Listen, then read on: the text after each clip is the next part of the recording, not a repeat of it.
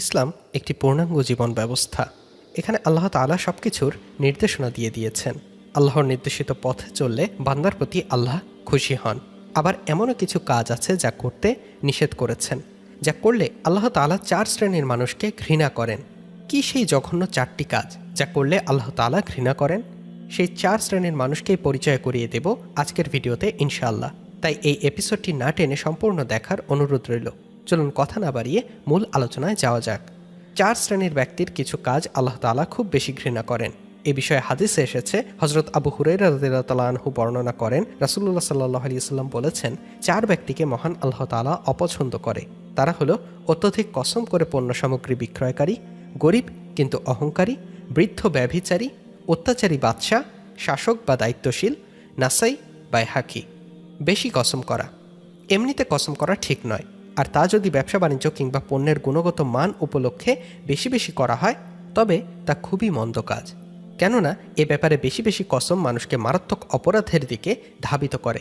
সুতরাং কোনো ব্যবসায়ীর উচিত নয় বেশি বেশি কসম করে ব্যবসা বাণিজ্য করা।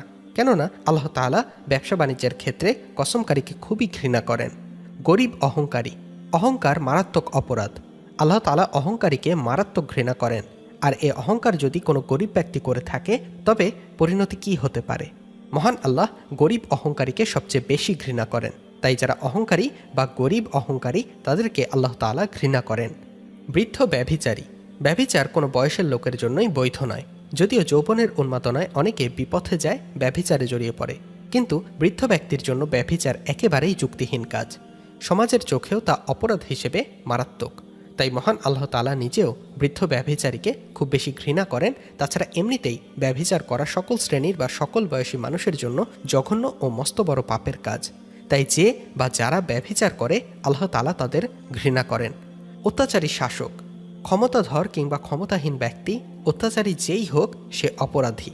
আর এ অত্যাচারী ব্যক্তি যদি দেশের কিংবা সমাজের ক্ষমতার ব্যক্তি কিংবা জনপ্রতিনিধি হন তবে তা হবে মারাত্মক অপরাধ।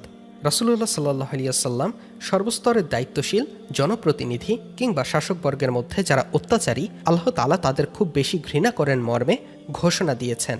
সুতরাং যারা অত্যাচারী শাসক তথা সাধারণ মানুষের ওপর অত্যাচার করে বা জনগণের অধিকার নষ্ট করে তারা মহান আল্লাহ তাআলার নিকট ঘৃণার পাত্র।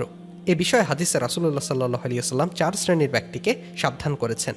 যেসব ব্যবসায়ীর কসম করার প্রবণতা রয়েছে তারা যেন তা পরিত্যাগ করে, যেসব গরিবের অহংকার রয়েছে তারা যেন তা ত্যাগ করে, যে বৃদ্ধ লোক যে না ব্যভিচারে জড়িত সে যেন তা থেকে বিরত থাকে, আর সর্বস্তরের দায়িত্বশীল ও জনপ্রতিনিধিরা প্রজা বা অধীনস্থদের প্রতি অত্যাচার থেকে বিরত থাকে। আল্লাহ তাআলা মুসলিম উম্মাহের কসম খাওয়া ব্যবসায়ী, অহংকারী গরিব, বৃদ্ধ ব্যভিচারী ও জালেম শাসকদের পাশাপাশি সব মানুষকে এসব কাজ থেকে সতর্ক থাকার তৌফিক দান করুন।